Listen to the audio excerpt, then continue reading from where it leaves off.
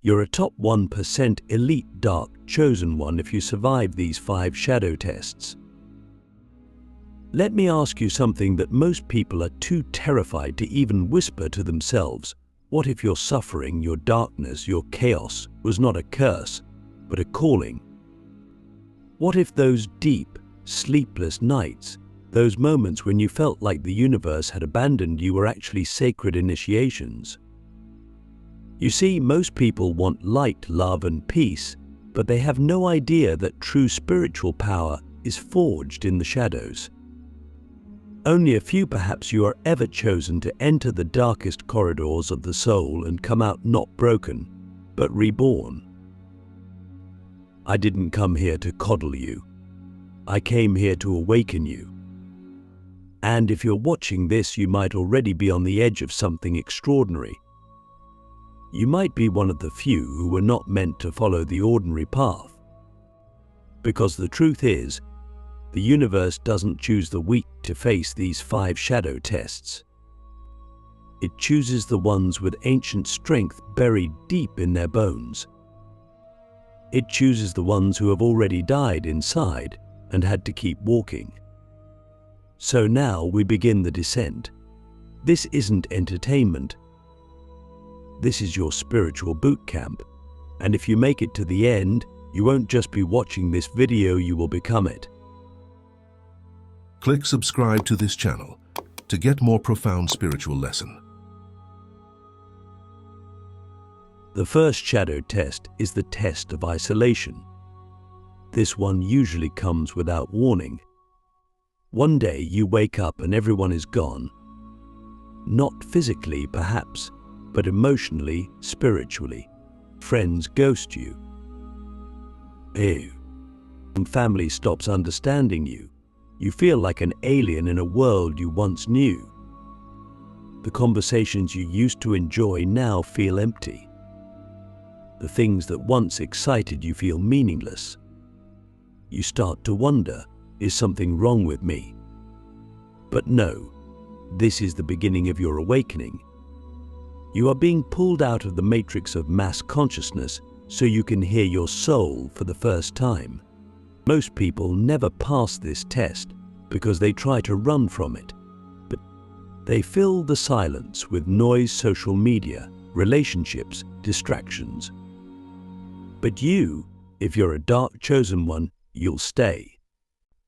You'll sit in that silence until it breaks you open and teaches you who you really are. You will learn to walk alone, not out of bitterness, but out of necessity. You will realize that solitude is not loneliness, it is the sacred forge where souls are reforged. So ask yourself, can you be alone without being lonely? Can you sit in silence so deep that your own breathing sounds like thunder? The second test comes right after, like a punch you didn't see coming. It's the test of the mirror. When you're finally alone, no distractions, no masks, you begin to see yourself. Not the version you show the world, the real you. The one buried under years of conditioning, trauma, and lies.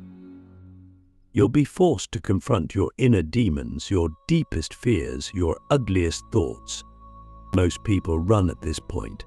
They can't handle the truth. But the elite, the 1% of spiritual warriors, they look straight into the mirror and say, "Show me everything." They know that light is born from shadow, that you cannot heal what you do not confront. So they begin the brutal, sacred process of shadow work. Not the Instagram version, the real version. Crying on the floor at 3 a.m., realizing you've been living a life that's not yours. Admitting you've been lying to yourself. Owning your jealousy, your rage, your wounds, not to judge them, but to integrate them. Because a dark chosen one doesn't suppress their shadow. They dance with it. They make it an ally. Let me ask you, what parts of yourself have you been hiding from? What would happen if you stopped running from your own reflection? The third test is subtle, but it's deadly. It's the test of temptation. After you've been broken down, isolated, stripped of your identity, something strange happens. You start attracting situations that offer you comfort, but at the cost of your soul. Old relationships come back. Easy paths open up. You get offered jobs, opportunities, even spiritual communities, things that look good, feel safe, but deep down, you know they're distractions. You know they're traps. This is where most fall. After all the pain, they just want peace. But peace without purpose is poison. The universe is testing your discernment. It's asking, do you want comfort or do you want destiny? The dark chosen ones always choose destiny, even when it hurts, even when it means walking into the fire again. Because they know every temptation is a test, and every test is a gate. Choose wrongly, and you loop back into the matrix. Choose rightly, and you ascend to a higher level of consciousness. So ask yourself, what are you being seduced by right now? What looks like light but is actually a cage with golden bars? And now, if you've made it this far, you're already different. You're not watching this for fun anymore. You're watching because something ancient inside you is remembering. But you've been here before, haven't you?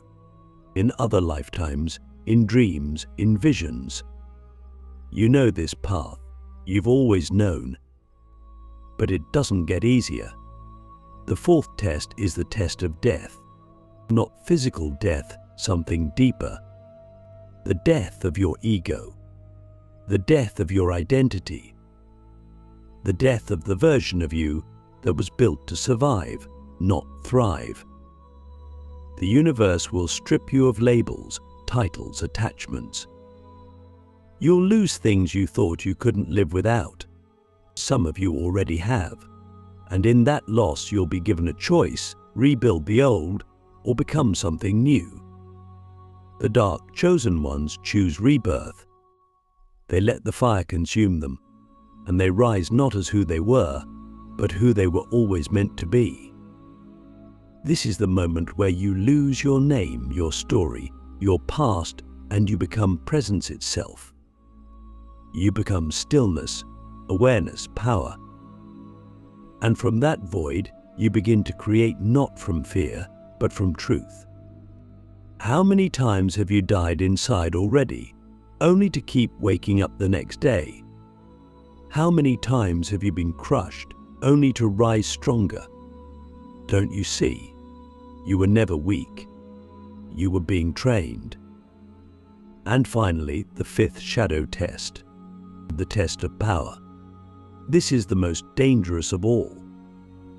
Because once you've passed the others, you will start to unlock real spiritual power. The ability to see through illusions, to manifest reality, to influence energy. People will start to follow you. Opportunities will appear. You'll become magnetic, influential. And that's where the real danger lies, not in the darkness, but in your own light. Will you use your power to serve your ego, or will you use it to serve the divine? Will you become a tyrant of the soul or a servant of the sacred?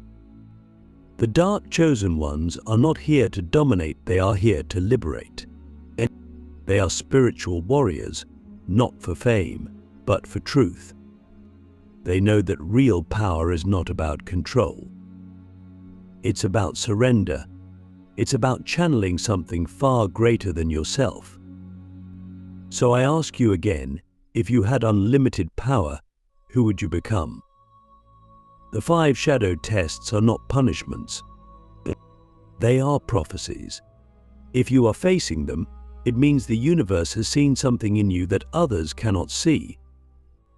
It means you are being called not to a path of ease, but to a path of mastery.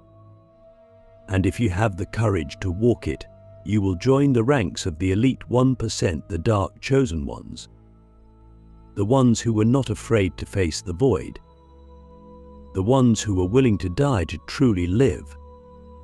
The sacred fire of rebirth, what happens after you face the void. If you're still here, watching, listening, absorbing, then you've already crossed a threshold that very few ever do. You've looked into the abyss and didn't flinch. You've stood at the edge of your own ego, your own illusions, your own pain, and instead of turning back, you chose to step forward. But now comes a phase so few talk about. Because once the shadow tests are complete, you don't just wake up enlightened. No, now you enter the sacred fire of rebirth. This fire doesn't burn buildings. It burns illusions. It burns the scaffolding of who you thought you had to be. You see, when you lose everything, your identity, your attachments, your comfort zones, there's a void. And in that void, something ancient and luminous begins to stir. But here's the paradox. Many fall right here after the tests. Why? Because they think the suffering is over. They expect a reward. They expect peace. But real peace doesn't come as a gift. It comes as a responsibility. The more awakened you become, the more intense the world feels. You start seeing through the veils of society. You feel other people's emotions in your bones. You sense energy in every space you step into. You're no longer numb, and in that sensitivity you either break or you bloom. This is why the fire of rebirth is so sacred. Because it teaches you how to hold your power without being consumed by it. It's not just about surviving the darkness, but it's about learning how to carry the light without it blinding you. You become a vessel, a bridge between worlds. You are no longer just human, you are now a living transmission of spiritual truth. And that's terrifying, because suddenly you can't go back. You can't unsee what you've seen. You can't pretend to be small anymore. The universe will not let you. You'll start to notice that the people around you feel different. Some will be drawn to you, magnetized by your presence, not even knowing why. Others will feel threatened by you, even if you've done nothing wrong. Your very existence will become a mirror to others. You'll trigger their shadows just by being in the room. And this is the next layer of your rebirth, learning to walk in the world as a conscious being without being devoured by its unconsciousness. Do you understand what that means? It means you will be tested not just in your solitude, but in connection. Can you stay rooted in truth when the world lies to itself? Can you stand in your frequency when everyone else is vibrating in fear? Can you speak light into the darkness without judging those still trapped in it? This is where the elite separate from the awakened, because awakening is not the end game. Integration is. You must now become a master alchemist, not just transforming your shadows, but helping others transmute theirs. Not by preaching, not by saving, but by being. By living as a silent lighthouse, holding your vibration no matter the storm. But here's a deeper question for you. Can you live in the world without becoming of it again? Can you build, create, love, and serve without falling back asleep? You'll notice your intuition sharpening now. Synchronicities will increase. You'll think of someone, and they'll call. You'll feel a pull to a place you've never been, only to realize it holds a key to your past life. The veil between the physical and the spiritual gets thinner. You begin to feel your guides, your ancestors, your higher self like whispers in the wind, nudging you forward. This is not imagination, it's remembrance. You're not going crazy. You're becoming sane in an insane world. And yet, the path ahead is not linear. You'll still have moments of doubt, of grief, of fatigue. But the difference now, you won't identify with them. You'll witness them. You'll hold space for them like a parent holds space for a child's tears.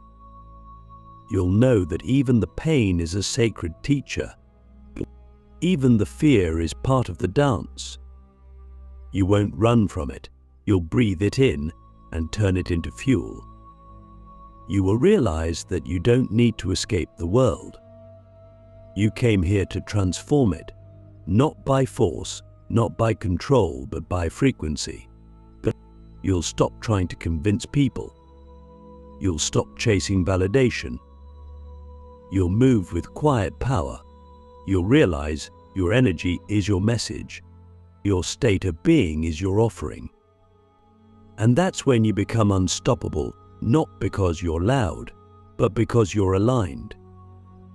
So here you are, reborn in a world that hasn't caught up with you yet. What will you do now? Will you dim your light to fit in? Or will you shine so boldly that others remember their own? The fire has done its work. You are no longer who you were. You are now a sovereign soul, a spiritual warrior, a dark chosen one quietly walking among the sleeping, carrying a torch lit by the divine, in the way of the invisible warrior, moving through the world unseen but unshakable.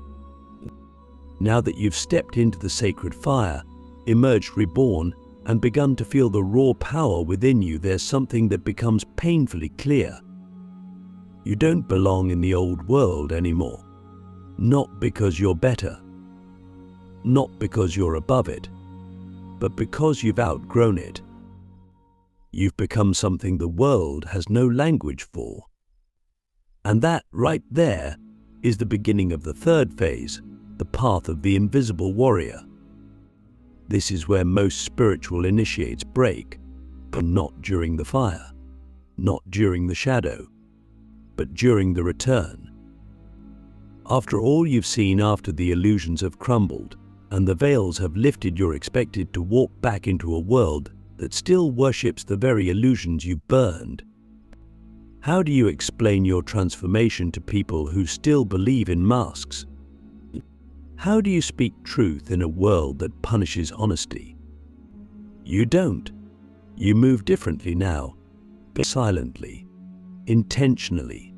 You become invisible not in body, but in ego. You stop needing recognition. You stop needing to be understood. You stop needing approval.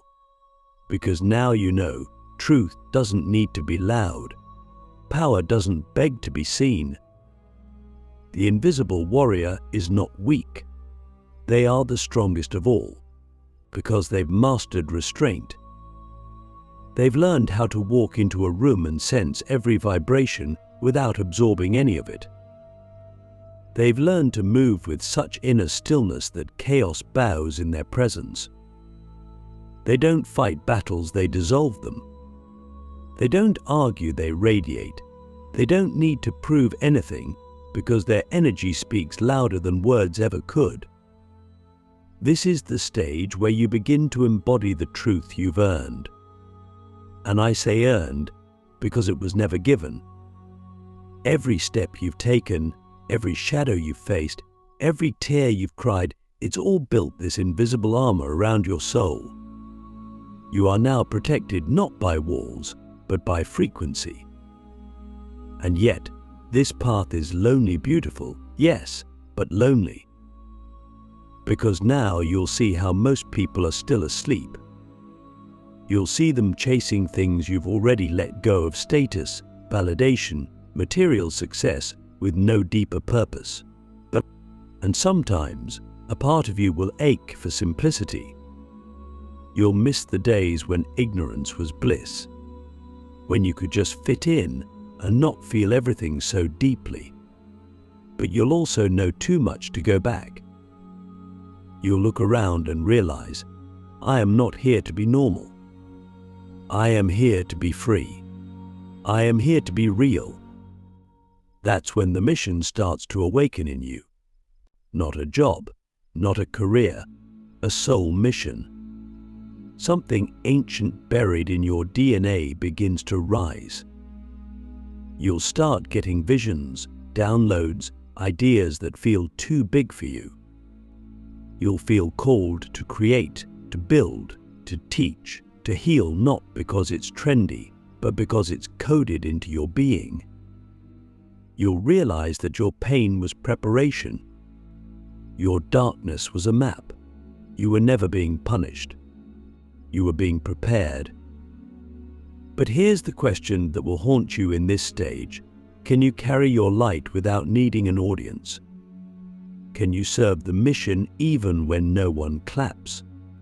Because the invisible warrior isn't driven by external outcomes, but they're driven by divine alignment. They know when to move and when to wait, when to speak and when to fall silent. Their strength is not measured by what they do, but by what they hold, by the energy they carry, by the integrity they refuse to compromise. And over time, the world begins to respond. Slowly, subtly, you'll find your tribe not by chasing, but by resonating. The right people will feel you. The right paths will open. You won't have to force anything anymore. You've become magnetic, not because you tried, but because you are. You've aligned with your essence, and now reality bends around you. Not because you seek power, but because you embody truth. The final seal, living as a legend before the world even knows your name. This is the final stretch. Not the end of the journey, but the end of who you used to be. By now, you've walked through the fire, faced your shadows, and chosen to carry your light in silence. You move like a ghost through a world still asleep, but your presence changes everything. You are living proof that transformation is real. And yet, the world doesn't know your name. Not yet. You're not in the spotlight. You're not celebrated, but you are becoming legendary in a way that most will never understand. Because true legacy doesn't begin with recognition, it begins in the unseen. You see, the final test doesn't come from pain. It comes from power. It's easy to be humble when you're broken. But can you stay humble when you're powerful? Can you remain invisible even when your gifts start changing lives? Can you serve without ego, love without attachment, lead without control? This is the seal that separates the truly awakened from the merely awakened. But it's not about how loud your voice is. It's about how deep your vibration runs. The elite 1%, the dark chosen ones, carry a frequency so refined, so exact, that the entire universe rearranges itself around them. Not because they demand it, but because they are it. You don't need the world to validate you, because you've already been chosen by something far greater. You don't measure your worth by how many followers you have, how many likes you get, or how many people know your name. You measure it by how deeply you live in truth, how fiercely you love in silence, how fearlessly you walk your path, even when no one's watching. That's legendary, that's divine, that's power. And here's the most sacred truth of all: the world will catch up. When? You'll never know. Maybe in a year, maybe in 10, maybe in the next lifetime. But that doesn't matter, because your mission is not tied to time. Your mission is eternal. It's written in your soul. You didn't come here to be seen. You came here to see. You came here to remember. You came here to awaken others, not with noise, but with presence. Not with words, but with energy. Not by saving them, but by becoming such a clear mirror that they see themselves. You are the blueprint for a new kind of human, a human who doesn't seek escape, but embodiment. A human who doesn't need a title to lead, doesn't need a stage to speak, doesn't need a crown to rule. You are a god in disguise, a mystic in plain clothes, a silent guardian of a forgotten truth. And you are already changing the world not through force, but through frequency. So what now? Now you live it, every day, every breath. You walk like the legend you already are. You speak only what needs to be spoken. You give without needing to be thanked. You create without needing applause. You love without needing to be loved back. Because you know, everything you give to the world, you're really giving to yourself. This is the final seal, living as a legend before the world even knows your name. Not because you need the world to remember you, but because you've already remembered yourself. So I leave you with one last question, one that only a dark chosen one could ever answer. If no one ever knew your name, but your soul fulfilled its mission completely, would that be enough? If yes, then welcome. You've passed the final test. You are one of the elite, one of the few, one of the dark chosen ones. And your real journey begins now.